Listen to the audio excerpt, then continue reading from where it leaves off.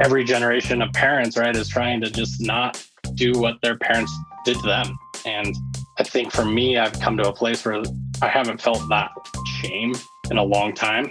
And a lot of that is who you surround yourself with and the things that you do that make you happy and build confidence in who you are as a person. And that's kind of been me. Like I've had to find a sense of worth and confidence in myself and value in myself that, had to use quite a bit to get out of that kind of shameful feeling. But, design and art and those things, music especially, like those are all things that I think have really helped me figure out who I am and, where I want to go.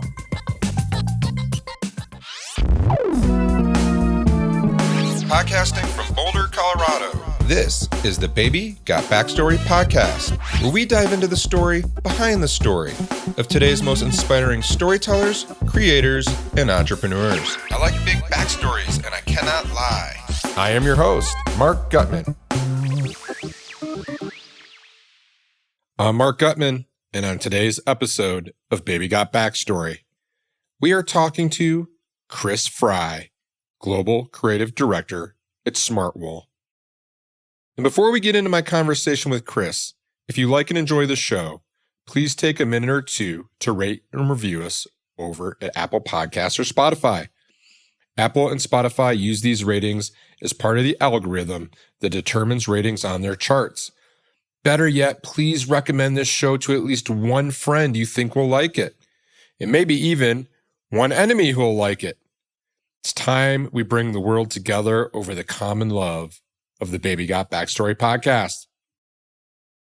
Today's guest is Kris Fry, Global Creative Director at Smartwool.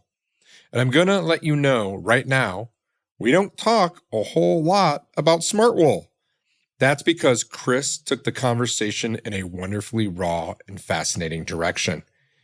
Kris has had the opportunity to lead concept, design, and experience for some incredible brands like Oakley, Wheel Pros, Head, Scott Sports, Coors, Eddie Bauer, Punchbowl Social, and the North Face. He is currently the Global Creative Director at Smartwool, which is part of the VF Corporation. And as you'll hear, he describes himself as a freelancer, a failure, a startup, and an agency executive.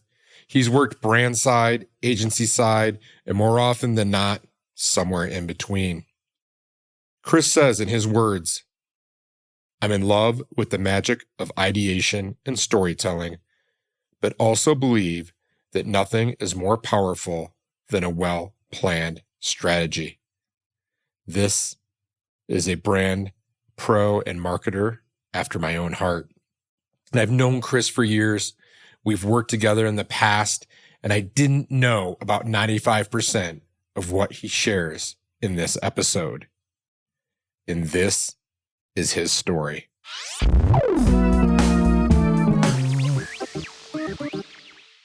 I am here with Kris Fry, the Global Creative Director at Smartwool. Thanks for joining us, Kris. Really appreciate it. And as we get into the episode here, what is a Global Creative Director at Smartwool? What does that mean? Thanks for having me. Great question. Well, essentially, I am a creative director at Smartwool. So I essentially drive all of the marketing materials, storytelling efforts, branding, really kind of drive the purpose and values of the brand globally. As our brand is mostly US focused and based. We are growing in some key markets, specifically Canada, Europe, EMEA. And so my job globally is to make sure that the brand is not only consistent, but compelling in all of those regions and work with kind of different marketing teams within the regions to kind of help them, keep consistent and make sure that kind of those brand values and that purpose for the brand is really driven home at every communication point. Yeah. And just so our listeners know, and I'm sure about 99.9% of them are familiar with Smartwool, but in case they're not, I want you to just give us a little kind of blurb on who and what Smartwool is. Awesome. Yeah. So Smartwool is a apparel company. So it started in the sock business. They were the first ones to make merino wool based performance socks in Steamboat, Colorado. And for 26 years, they have been kind of crafting and recrafting and kind of growing into other spaces like apparel and accessories, and really kind of taking this merino wool expertise and this knitting expertise that came from socks, and then growing that across many categories: base layer, mid layer, finding every kind of which way you can twist and knit wool.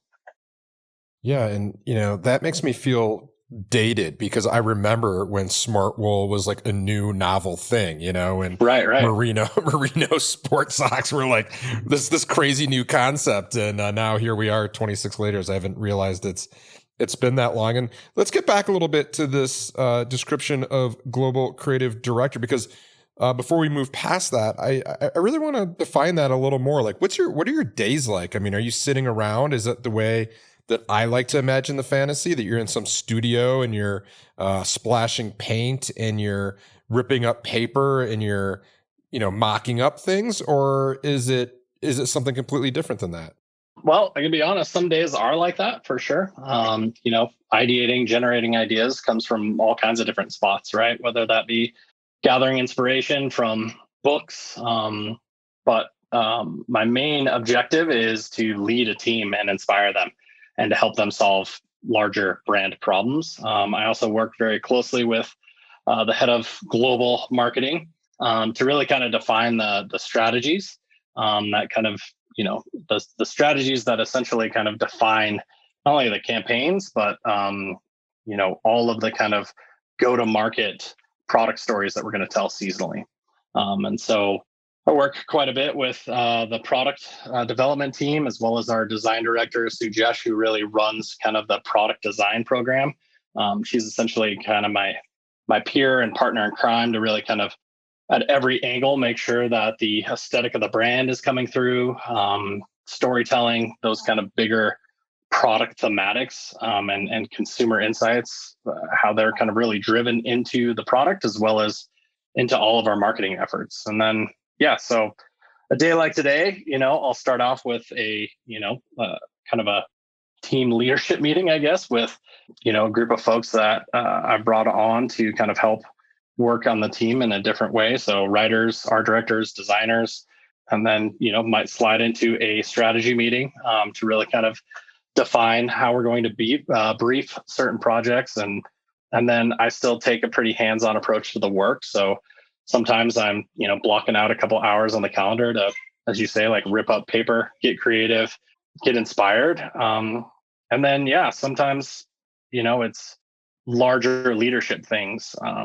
Right now we have some kind of fundamental brand things that we're developing, specifically around kind of identifying our design target, who they are, what motivates them, and really kind of trying to drive this idea of being consumer and digital first for Smartwool, right? Smartwool is a brand that has largely been wholesale driven, and just with the changes, even before COVID, right? The world of wholesale is changing, and so we're trying to identify ways to really support our wholesale and specialty partners, make sure the brand and that brand love is being generated and resonated from those partners, as well as taking active look at strategically, how we bring more digital activations to life, so we can really grow our brand and bring new consumers to it. And so you and I have talked about this before. You've mentioned it several times just in that last reply, talking about brand and brand aesthetics and storytelling. And so, that those are all topics that are near and dear to my heart. Why is it important that your almost entire focus is on that? Like, why does that matter? I think there's for me a bunch of different reasons. Like I think, I don't know, I think brands have an opportunity to do some pretty powerful and meaningful things beyond just selling products, right? I think there's opportunity, especially with culturally the sea change that is happening, for brands to have a point of view, right? And I think to become more than just kind of valuable products, right? And And stories are really kind of the key driver for identifying kind of those connection points with consumers, right? But I do think it's, for me, I don't know, that balance of branding and consumers and how they interact, I think is like one of the greatest like sociology experiments that I just like love and nerd out on. And I don't know why, but I find it fascinating, right? Like it's an experiment, like this interaction and this back and forth, and sometimes breaking out a little bit of a crystal ball and doing some guesswork, having some data to throw in there that's, foundational elements to help guide the creative to come up with that brand right message that just connects with people and hopefully inspires them beyond just purchase, right? It inspires them to join a community. And for Smartwool specifically, right, it's one of our main goals is to get people outside, right? It's not about what you do outside or how well you do it. We just think there's this beautiful inherent thing about nature, and our products, not only provide protection, but they also provide comfort. And hopefully those things, are we like to say, like, our main job is essentially to ignite transformative moments for our consumers, right? And that should come through in product and our communication. And to me, that's why branding is important, because it sets a path and a tone that everybody can rally behind. And hopefully our customers and consumers feel that. There's nothing like throwing on a snappy new pair of socks. And, when you pull that toe over and you snap that Smartwool logo over the toes, that to me is a transformative moment, right? You feel all of the innovation that went into the sock that you may not be able to see. You feel the power of natural materials. And, it should give you this sense of you're taking really good care of your feet by making, this purchase from this fun-loving brand, right? So very long-winded answer to your question as usual, but I don't know. There's just so many powerful elements that I think brands have a responsibility to really drive with consumers. And I think there's a lot of brands doing some really cool stuff and activating in cool ways and opening up conversations and exposing communities to things they've never seen before. I think brands are inspiring. And I couldn't agree more. I mean, you described yourself as nerding out on brand and the social experiment. I agree. I think it's just this incredible dance. It's always changing. It sometimes is maddening because it's so fickle, but that's what I think also keeps us coming back for more. It's never static. And so, where did you grow up? I actually grew up in Littleton, Colorado. I haven't moved too far from home. Yeah. Colorado native. We don't encounter those very often, not just on the Baby Got Backstory podcast, but just in real life, except this next generation, like all our kids will be Colorado natives. But as you were growing up there in Littleton, Colorado, I mean, did you know that you were going to be drawn to this idea of branding and even in a broader sphere, being a creative?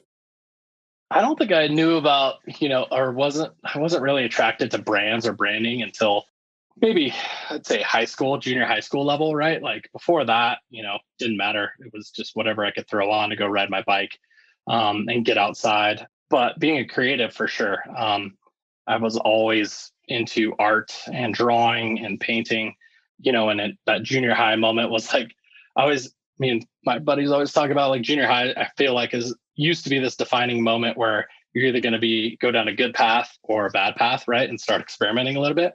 It's like that 7th to 8th grade. And I chose, to try some things in my life at that moment. Right. But I was also introduced to a totally different world that took, drawing and painting to another level of expression. Right.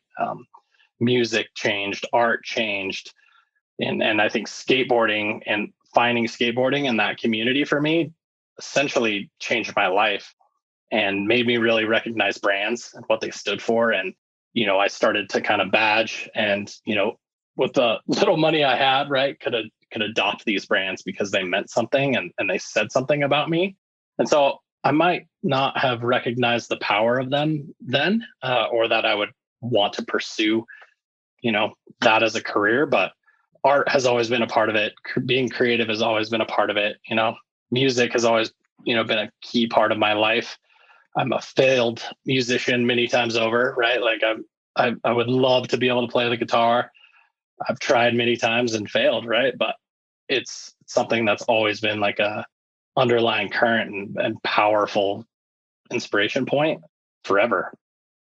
Well, and you and I share that in common. I have multiple guitars that I've purchased throughout the years that I've started playing, never successfully as well. And I've got a nice little collection. So we got that going. And as well, and I don't know if this is my bias. I don't know if it's who I tend to know, but there really does seem to be this interesting thread through the creatives that have been on this show that have all have gotten to a really great point in their careers where they were really inspired and informed by skateboarding. And then, in another layer of that being music, that's come up a lot too. But I mean, what do you think it is about that skate culture that lends itself to being this foundational either community or just inspiration for creatives, especially those, of our generation? Yeah, I mean, for me, it was this idea of self-expression and just, I don't know, being a totally unique individual. Like I felt that come through with, every one of my favorite skateboarders, every one of the skateboard brands, right? From the artists they chose to do the graphics, to the colors, to the way they treated logos, right? And that attitude was something that me and my group of friends tried to personify in our own way.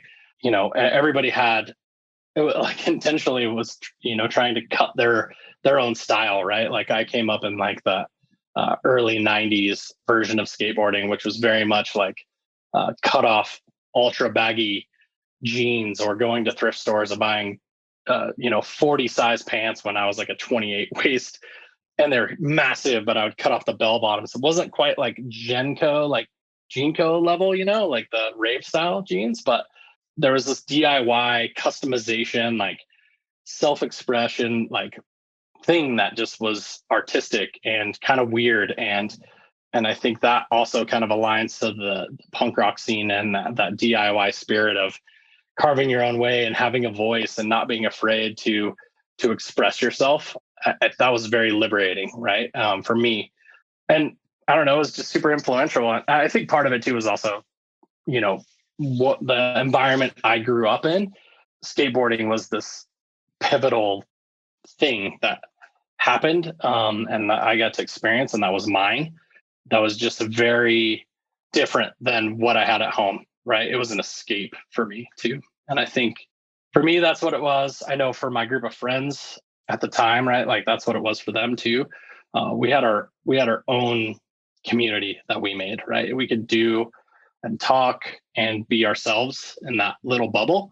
And it felt like a safe space that was ours to own, which I really, think is because of skateboarding. I don't know if that was ever anybody's intent that got on a skateboard, but they've been reinventing it and doing it for decades, right? Like, and that's another thing that I've always loved about skateboarding is they always find a way to dip back underground, come back out with a new look, feel, that's unique to the culture in that moment, And I can't think of another sport activity, or movement that has been able to do that decade over decade over decade.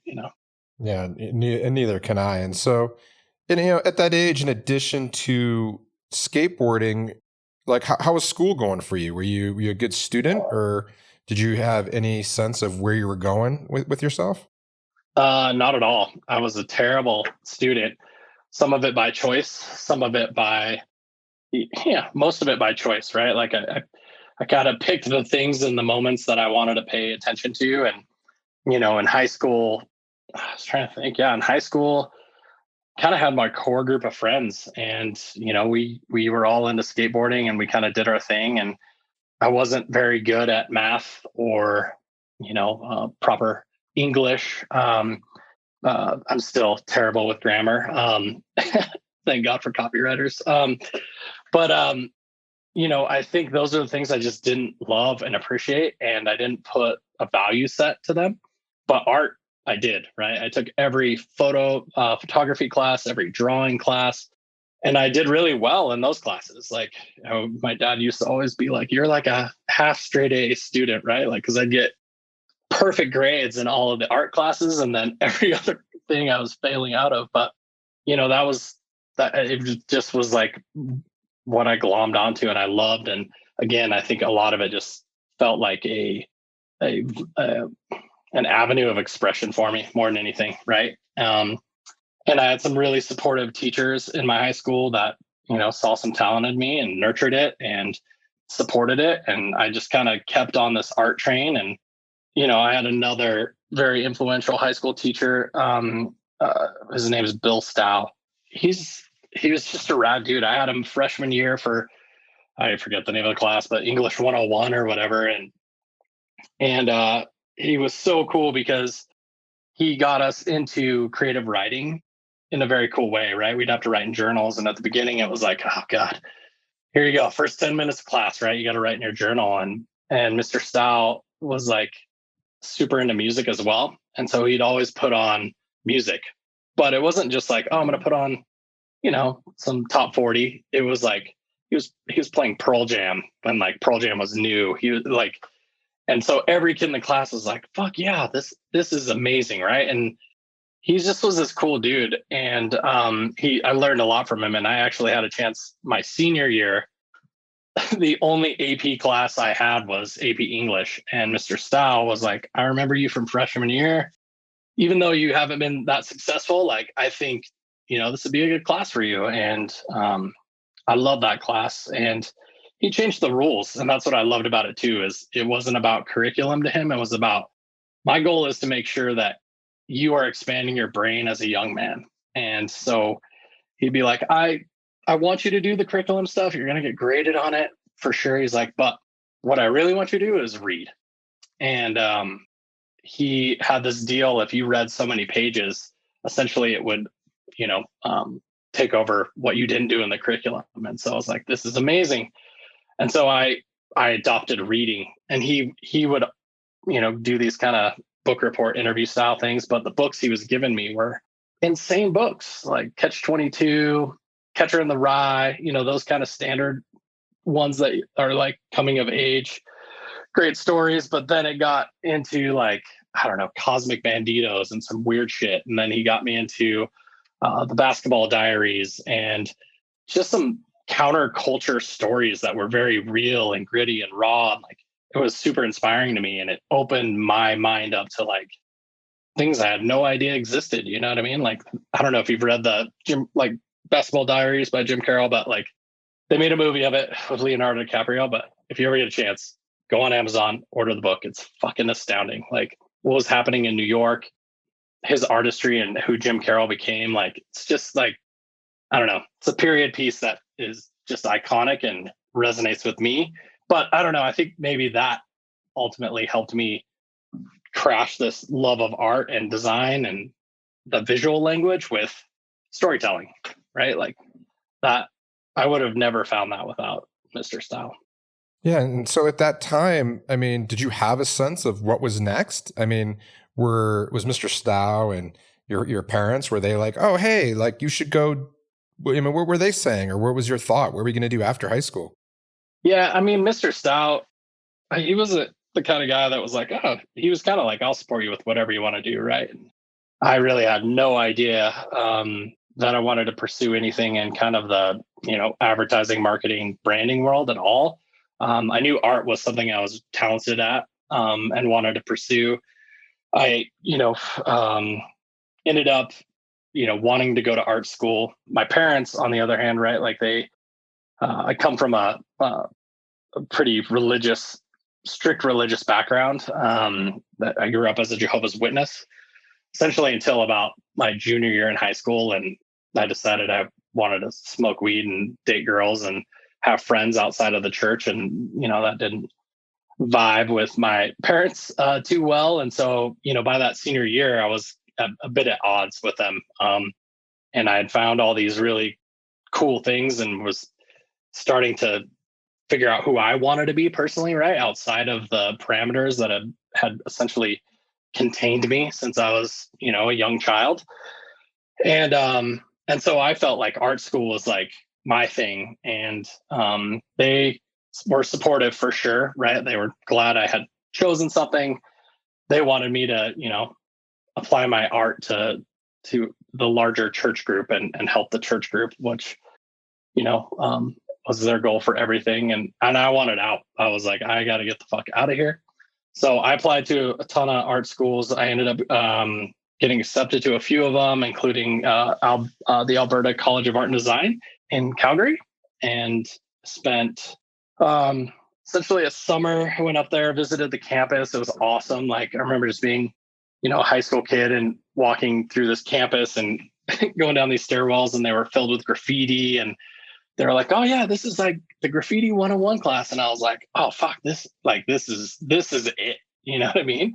And I was there with my dad, and he was super into it. And I'd gotten a scholarship to go there, an international student scholarship, and so I was primed and ready. But I was also not a very I wasn't very good at the details when it came to that stuff. And so I applied, got the scholarship, and I essentially messed up my visas and my applications for the visas. And right before I was going to go there, I was informed that I had lost my scholarship, and I could apply again next year for the same scholarship, and they would kind of have me in, right? And I was pretty heartbroken at that point. And so I don't know. Do you want me to keep blabbering?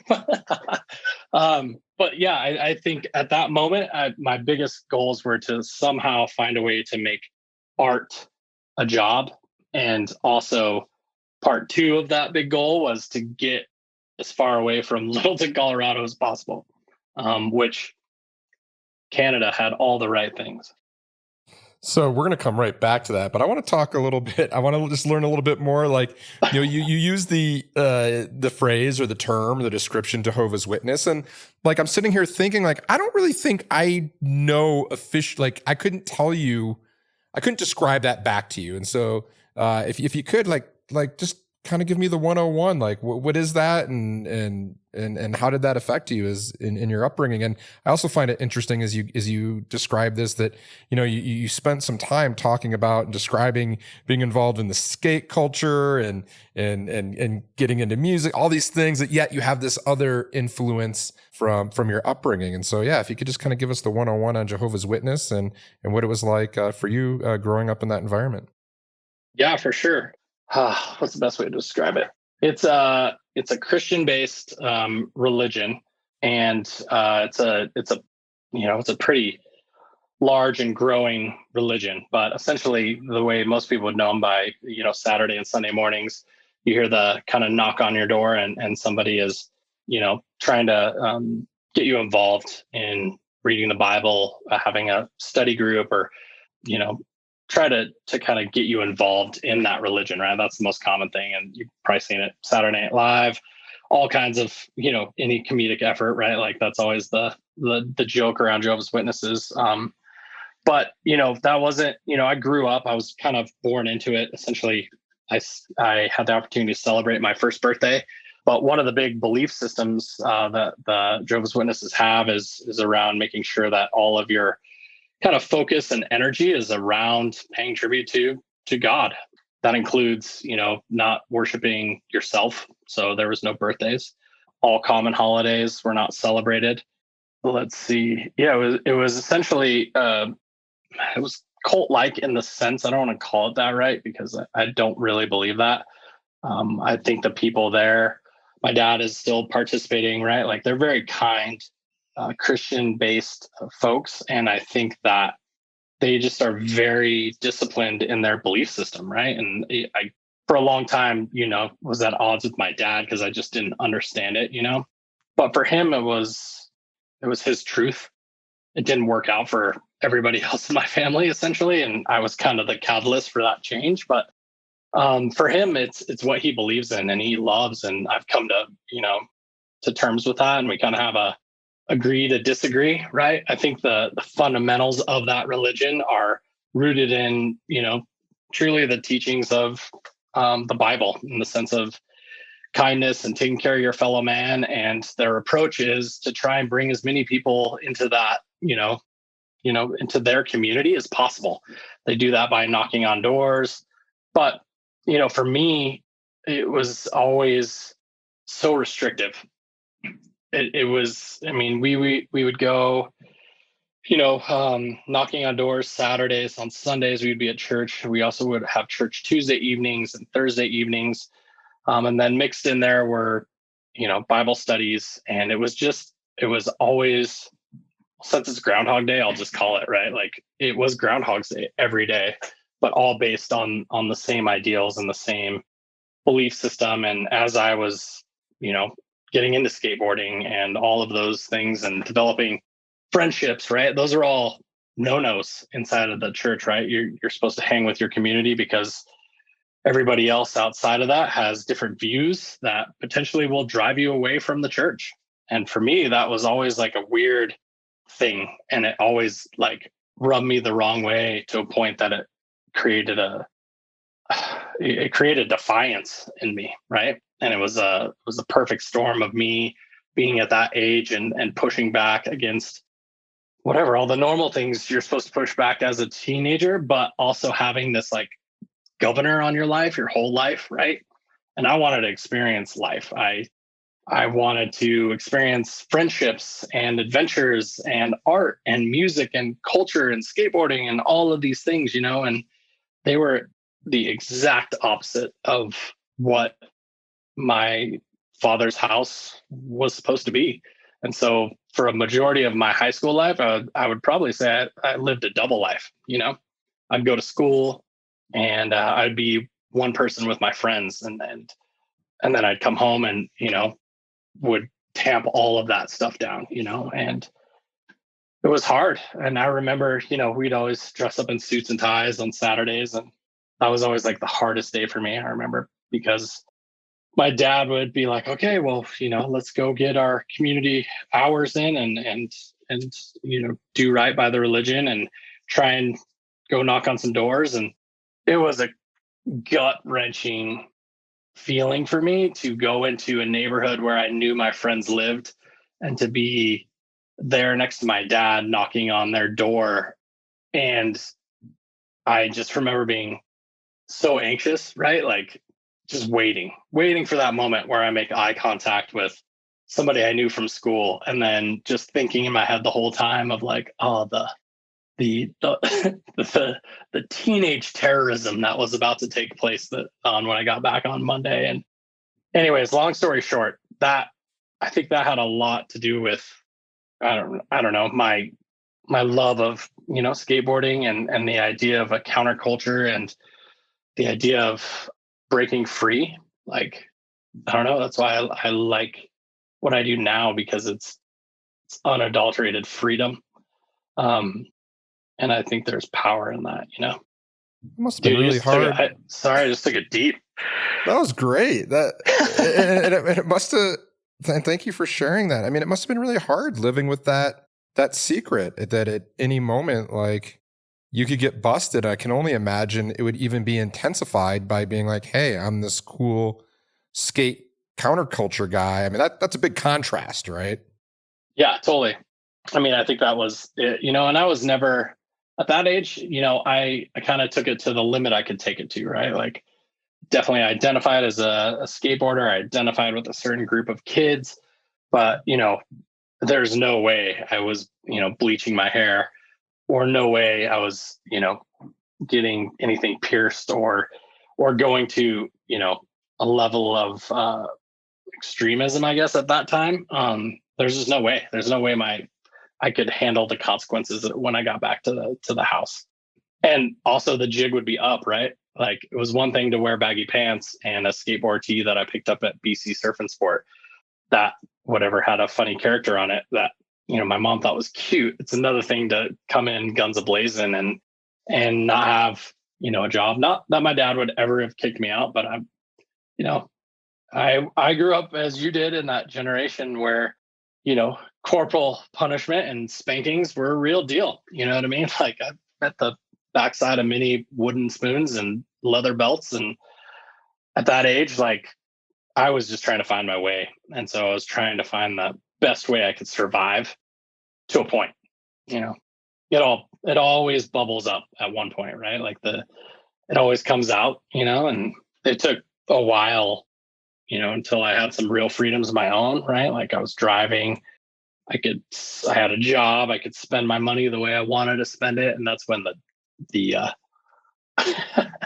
that's also when Cowboys from Hell by Pantera was out, and like full aggression just was like boiling inside of me. And that's where, the kind of first set of my push to my own kind of set of values and freedoms really, came at odds with my dad's point of view, and my dad he's a very kind man, still is to this day, right? And I can only imagine the torture I put him through, right? Because I think he was just like, man, I just wanna love you, and this is why I'm doing this for you. And I'm like blasting Pantera every night when I get home, and bringing girls over and smoking weed, and like, yeah, sure, fucking whatever. It's not a proud moment, but it was my moment.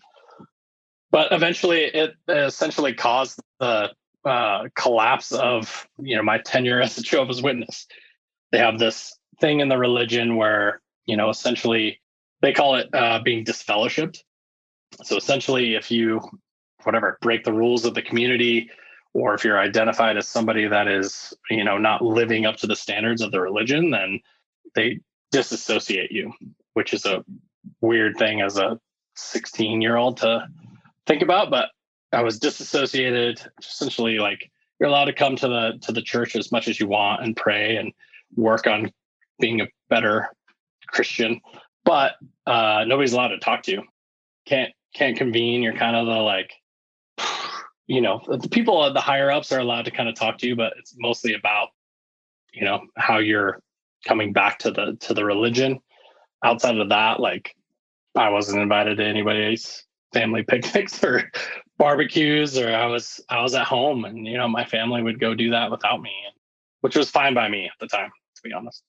Well, it sounds a little heavy. I mean, was it fine, or was there like some shame involved in that? Oh, I'm sure. I'm sure there's some deep-rooted shame in me, right? But I don't know, like, I think now that I'm kind of in my 40s, I feel like I have a sense of who I am and what I want to be, right? I have my own kids. And I think that shame has helped me actually,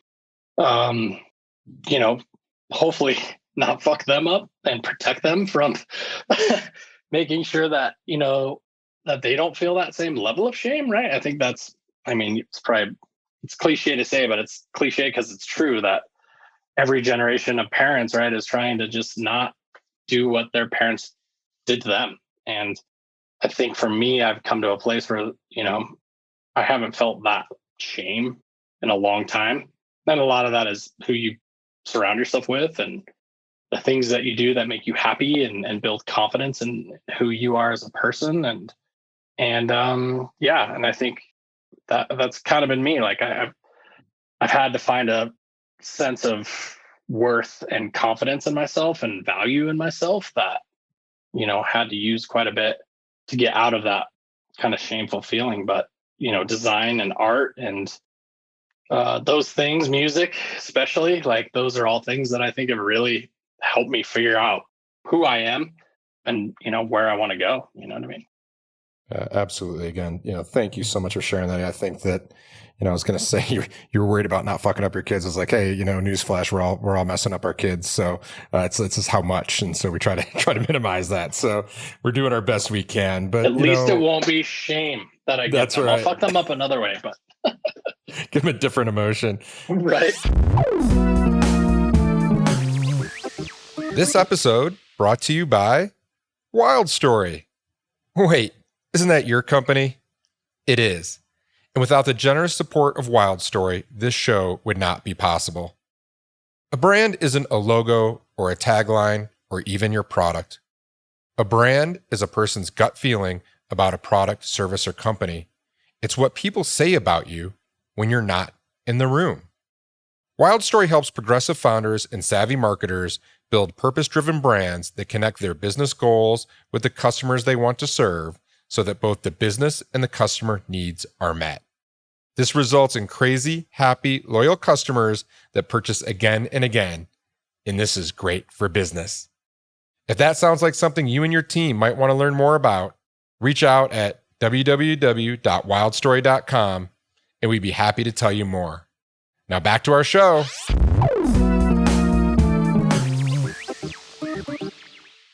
Kind of coming back to Calgary. So in Alberta School of Art, you had missed your deadline. You'd missed the scholarship. Did you end up getting to go there the following year, or what happened? No, I did not.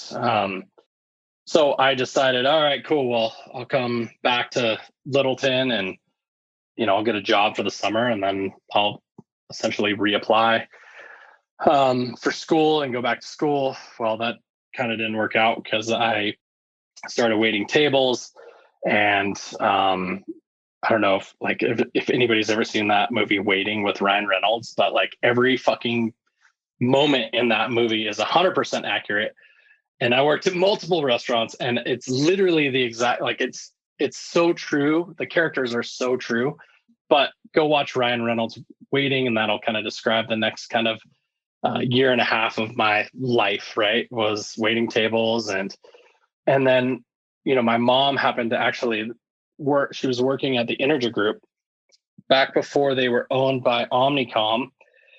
And they were essentially had two clients. And it was, who was it? Coors. They had Coors at the time. And then they had, I forget, another kind of client, right? But they were kind of this, advertising agency that was originally built out of Coors Brewing, and then they kind of broke off and became Integer, and their biggest client was Coors. And my mom worked in the merchandising department, which is essentially the crew that comes up with all the rad tchotch ideas that are the giveaway stuff. So the inflatable couch that you got after buying, so many packs of Coors Light.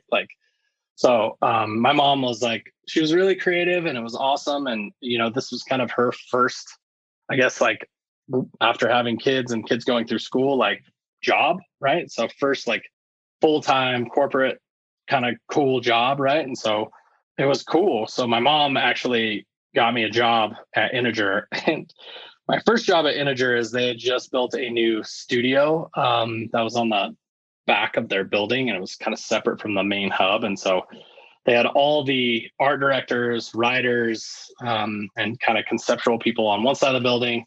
Count people shared that building, and then the studio folks that were doing all the CG stuff and all that kind of stuff were in this back building. And this is my favorite thing. It was maybe 50 yards across the parking lot, but they had decided that it was really complicated for people to run job jackets. This will date me a little bit, but job jackets are in the advertising world, there are these huge plastic jackets that essentially had the brief in the front sleeve. And then at this time, everything was printed, right? So you'd have every round of revisions, all the notes, all the copy editing notes, and they're all bundled together in this pocket of this giant blue. I remember them being powder blue folders. And so my job, they gave me a pager, which was cool at the time. They would page me, and I would call, and they'd be like, "Hey, it's such and such art director. Can you run this job jacket over the studio?" And essentially, that was my job at Integer.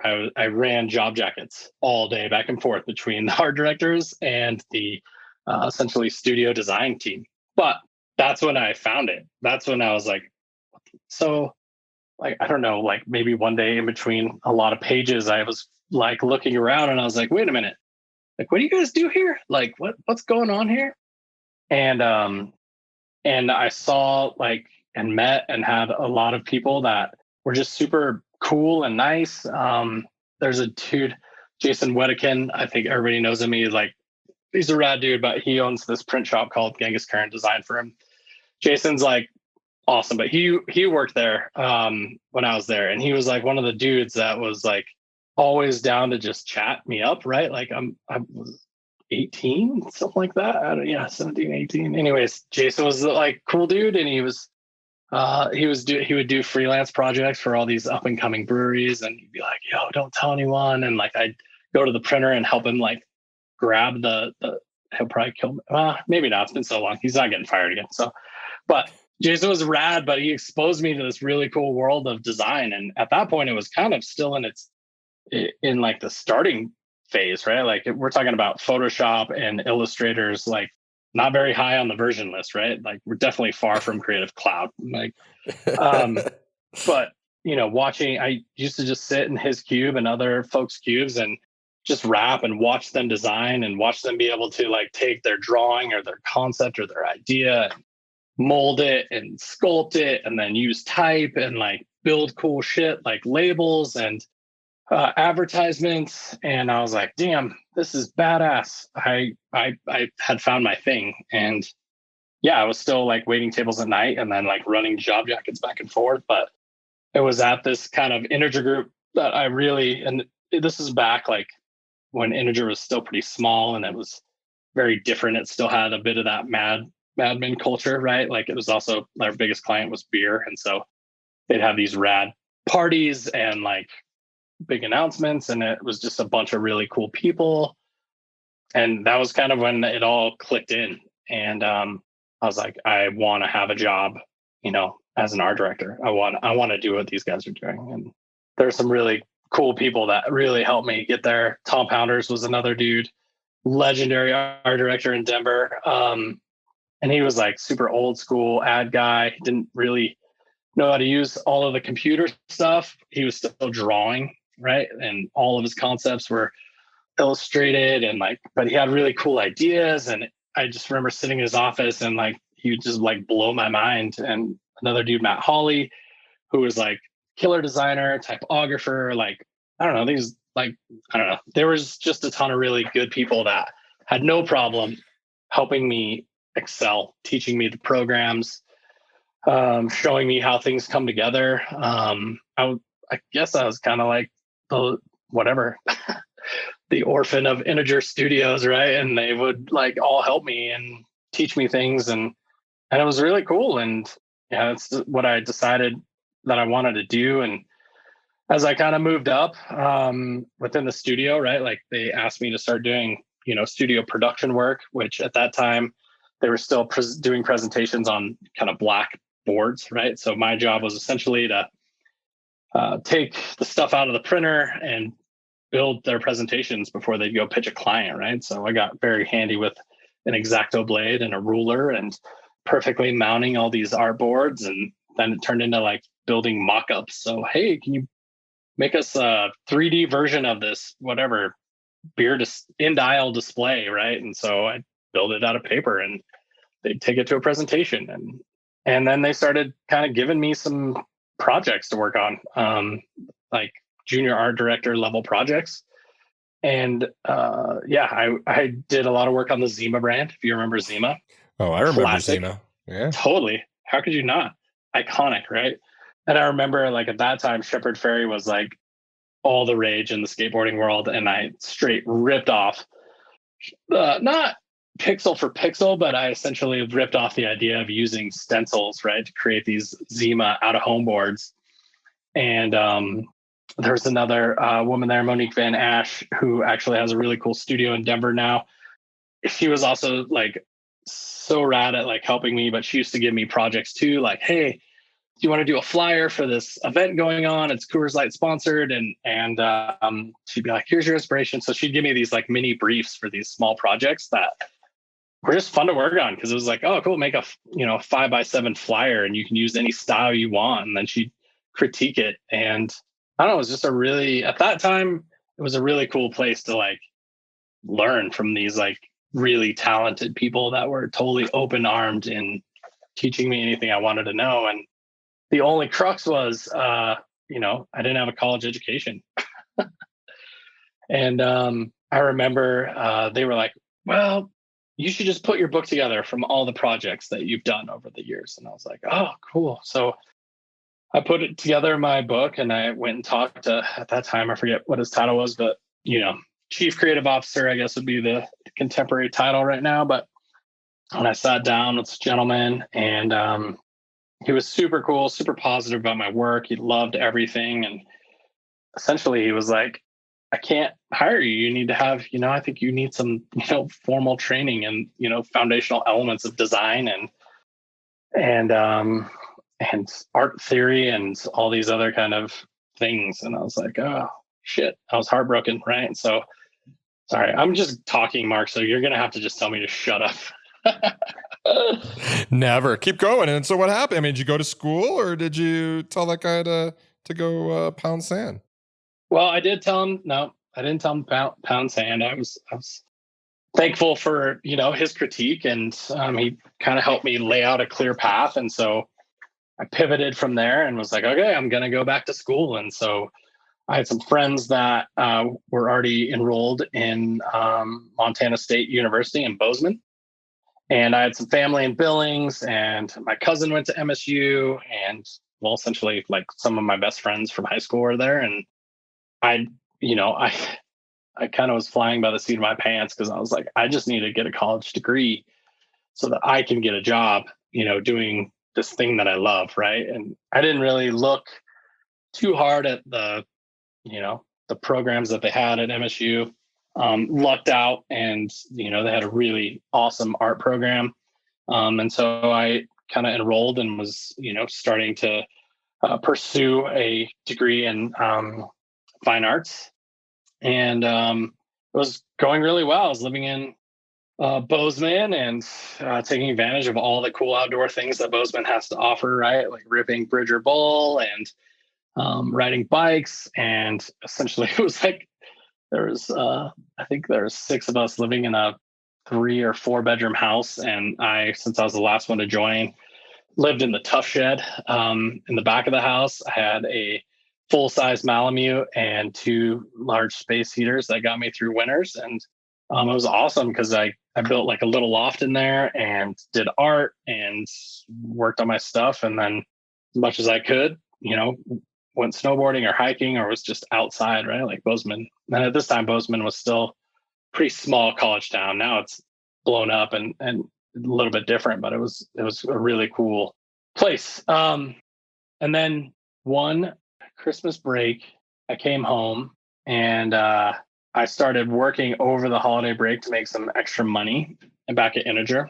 So the studio manager, the studio shoemate, was awesome. Reached out to me. I was like, hey, like, you want to do work part-time while you're home from school, and like you can whatever help us with some studio projects? And I was like, yeah, totally.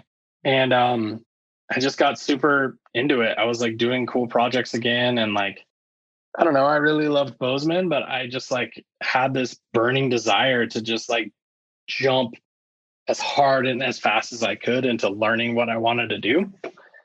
And so I just never went back to school. I went back that summer to see my roommates and essentially pack up my tough shed.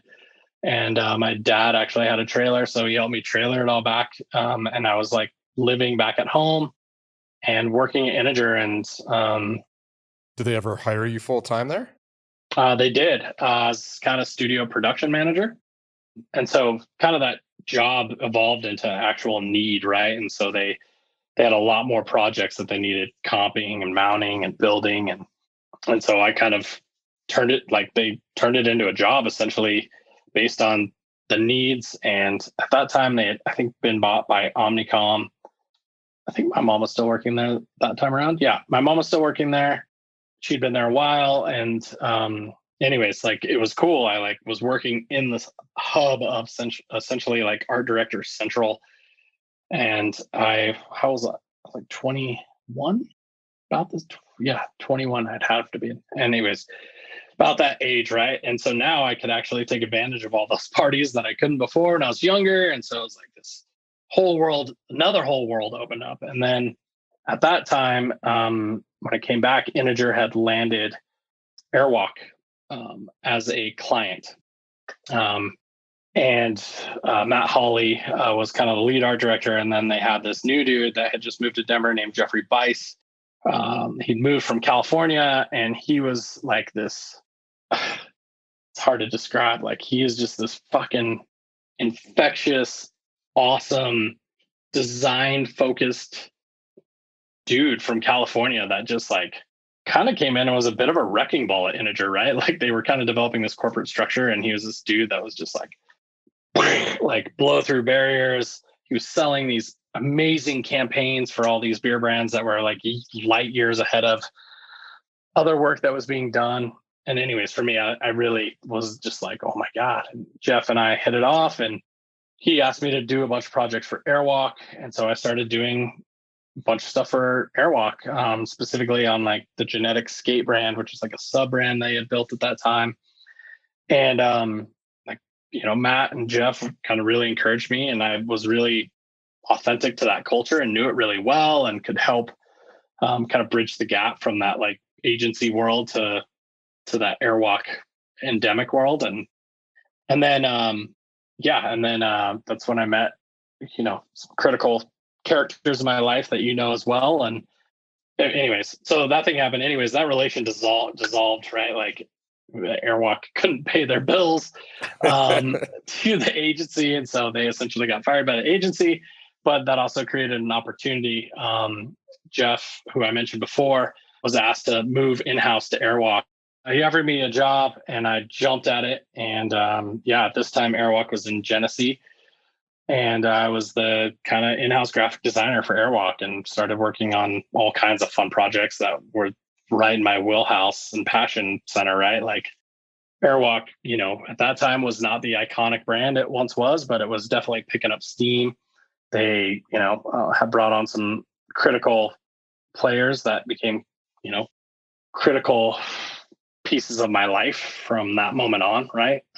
Mike Arts, one of them, shared mutual friend of ours, right? Like Arts was the snowboard marketing manager at the time. My other really good friend, Randy Kleiner, who was kind of the charge of snowboard boot and board development.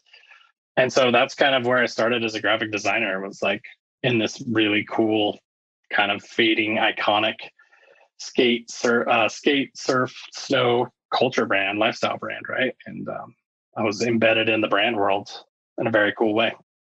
Yeah. And we know that, Airwalk had a little bit of an untimely demise or a sudden demise. And so, after that, where'd you go? Well, that untimely demise, I lived through that. I mean, essentially, a lot of folks unfortunately got laid off, and they essentially kept 10 of us to kind of push the business into a licensing model where they were essentially licensing the rights of the brand out. And that's where I really kind of developed a relationship with Randy Kleiner. And from there, as we were working on this licensing structure, it became Collective Licensing, which is another company which owned a ton of different brands, some snowboards, a ton of different kind of Lamar snowboards. They were just buying up these really iconic action sports brands and then licensing them. But that's where I met Randy and a few other great folks, Mark Vitelli, and Jeff Weiss was still there. And at this time, we were doing a ton of like consumer insights as a licensing brand. So we were trying to identify trends that were happening in the marketplace around footwear, specifically sneakers. And so part of our job was to essentially do trend reporting. So they would fly us to Miami, San Francisco, New York, LA. And at this time, sneaker culture was this very kind of small counter subculture that was just starting to brew, right? I remember the first time I went to New York and went to A-Life Rivington Club. It was the small, no signage place where you ring a doorbell, somebody like slides over a curtain, looks you up and down, checks your sneakers, and then they let you into this like amazingly crazy boutique selling retro Jordans. And then there were some other ones that were there, like Dave's Quality Meats and some of the iconic kind of ones, but it was a small bud of a culture that was happening on the coasts, essentially, that we were kind of influenced by and driving some of those things that were happening on the coast into these trend reports for all of our licensees in different countries to be able to say, hey, these kind of materials, these colors, this tone from an advertising perspective is going to be a hit for you as you look at the whatever spring line and product and as you design for your audience, right? So that was really cool too, because it helped me really understand, taking what consumers were doing and how they were adopting things through products and retail, and then being able to take that and then break out a bit of a crystal ball and use it as a way to inform other designers on how to develop product and communications. And so from that came an idea as we kept coming back to Denver, that Denver might be ready for its own sneaker boutique. And so Randy Kleiner and I left, Airwalk, and we started a little boutique here in Denver, all based around sneaker culture and marketing and design. And so we started off 10th and Bannock, and it was intentionally this kind of off the beaten path, like up and coming neighborhood in the Golden Triangle of Denver. And we were going to sell limited edition sneakers and create essentially a culture around sneakers in Denver. What happened? It was fucking awesome. It was like the best time of my life. It was amazing. It was hard from a business standpoint. Like Nike didn't even have a rep in Denver at this time, right? Like that was selling the type of sneakers that we wanted to have and to be able to sell and to build this community around.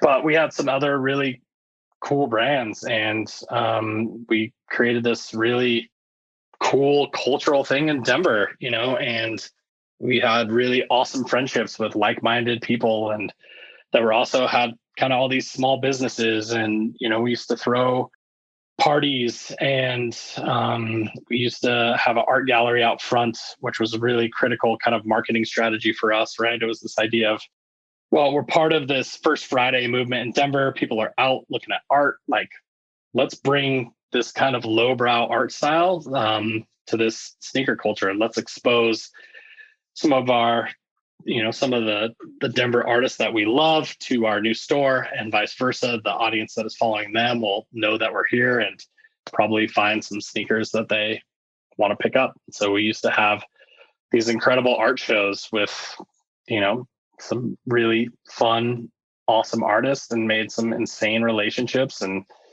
felt like, we were contributing to a new culture in Denver. And it was probably the funnest 5 years of my life. But it also, but it also sounds like you didn't make any money, or didn't make enough money. No. So what happened to that business? You had to wind it down?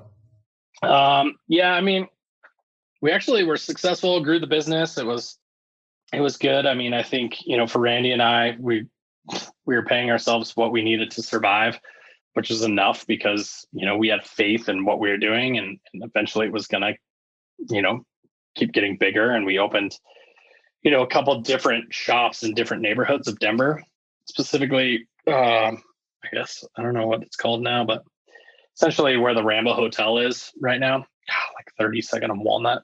Anyways, where that Billy's hot dog is, that used to be the second 400 location. We were there, I don't know, 5 years before that neighborhood fucking blew up, but it was cool. So we opened that neighborhood. We opened up that shop. We had a whole different style of sneakers there. And then we ended up closing down 2 stores and going to build a store off 15th and Platte. This whole time we were also doing, tons of design work and marketing work and consumer research work, right? So essentially our business attracted like the most exclusive social set in the Denver community. And so we had brands that would come to us and be like, hey, can we do some, product shopping with your crew? Can we ask them? Like, they used it essentially as a laboratory for them to gain consumer insights based on, this, new consumer type and this new trend in limited edition sneakers and streetwear. And it was awesome. So we were doing all these insanely fun, freeing projects, had this really cool business. But yeah, the economy took a dive, right? This was when the whole thing kind of went out, and, Denver, was just a beginning marketplace for this kind of, limited edition culture. And so, we, weren't able to convince people that they needed to buy $200 pair of shoes instead of pay their rent. And so we made a choice to kind of close it down. We, at this time, I think I was about to have my second kid, Sam. And, we didn't have an insurance. I had no adult things in my life at all outside of my children. That was the only thing that qualified me as an adult. And so Randy and I, bittersweetly, had to kind of close her down. And I would say, Randy took took the brunt of it, right, as the kind of head business owner and majority owner. And, I thank him a lot for that. I mean, but he's older than me. So, as my big brother, he, whatever helped guide that situation. And I, believe it or not, went and took a job at Integer again, third time around. And let's see, how short do you need me to be here, Mark? Do I need to tighten it up? Yeah, we do need to tighten it up. Yeah, you can just kind of bring me up to speed. All right. So I went to Integer for 8 months. Didn't really love the culture. Didn't feel like I was fueling ideas the way I wanted to. At that time, I was kind of super corporate. And so at that time, I got a call from my buddy Josh Wills and Steve Whittier at Factory Design Labs. And so they asked me to come work at Factory Design Labs, which was awesome. I was there 6 years, worked on a ton of really iconic, fun brands that became kind of the foundation of my portfolio and my knowledge set, specifically, in the outdoor space, the North Face. We did a couple little projects for Vans, but my main focus was working on the Oakley account. And, from there, I went from, a senior art director to a VP creative director in that 6-year span, and did some really fun, iconic work with some really awesome people, Scott Sports. And then, Factory, much like Airwalk, kind of went and had some issues and ended up closing down. And at that point, after kind of running 6 years of laps at Factory, I was toasted and didn't want to, work necessarily in advertising, and I was going to just freelance. And so I freelanced in my basement for a bit, which was rewarding but hard, and was also kind of working with Capital Goods as creative director on a few accounts. And that was, about 8 months. And I was just burnt out. Like, what happened at Factory was really shitty for me. Like, I had to lay off a lot of people that I cared for deeply and valued, and being put in kind of this VP creative director role, just the stress and the amount of things I was exposed to from the pressure standpoint at that age. And at the same time being like, oh, well, we didn't get enough new business or whatever. This other thing happened, right? Like, having that at that level for me was difficult. And that shame thing, this actually might be where it comes full circle, was really hard for me when it came to laying off my friends, saying goodbye to people that I really respected for all the wrong reasons, right? Shit that wasn't their fault. And it was like a weekly thing. And it became this thing that just poisoned me for a little bit. I just felt so gross and guilty, and I blamed advertising for that. And so I had always kept in good communication with Scott Bowers, who's now at Smartwool, the VP of sales. And when he called me, he was VP of sales and marketing, and he used to be a client at Oakley, and then worked at Factory for a little bit on new business. And we'd always stayed in touch. And Scott reached out and said he had an opportunity at Smartwool, and that was the fast 10-minute version. Sorry. No, I'm very long-winded. No, but, it was great. That's where I'm at now. Yeah. And so what's the future look like for Kris Fry and Smartwool?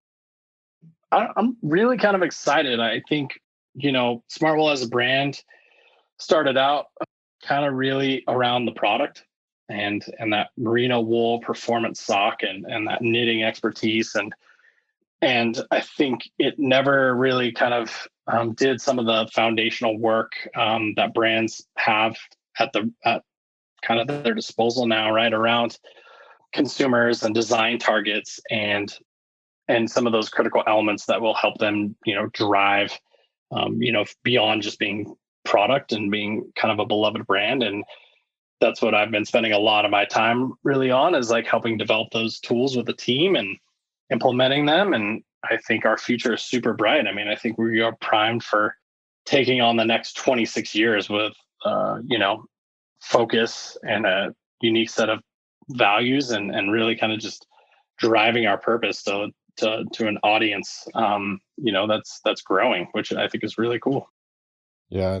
And as we come to a close here, Kris, I want you to think back to that version of yourself that was knocking on doors, nervous that he might that he might see one of his friends and just get caught and kind of live in this double life. And if he ran into you today, what do you think he'd say? Oof. I don't know if he'd say anything. I think it'd be more of those like confident head nods, that like quiet shared expression of like, I don't know, like I know what's going on. It's that like, it's the little bit of the wink. I don't know if he'd have anything to say. I think he would just be a shared moment of understanding. Yeah, pretty sure.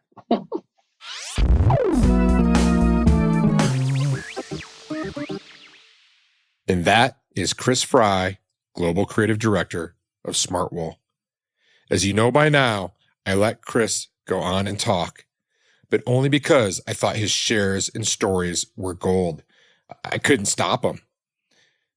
Not because I didn't have the ability, but because I didn't want to. I was so amazed by his journey and wish we had about another 2 hours to talk to Kris. And I've already started talking to Kris about coming on for another episode to get further into branding, storytelling, and creative direction. Look out for that one. A big, huge thank you to Kris Fry and the Smartwool team. We will link to all things Kris Fry, also known as K Fry, and Smartwool in the show notes. And if you know of a guest who should appear on our show, please drop me a line at podcast@wildstory.com. Our best guests, just like Kris, come from referrals from past guests and our listeners. Well, that's the show. Until next time.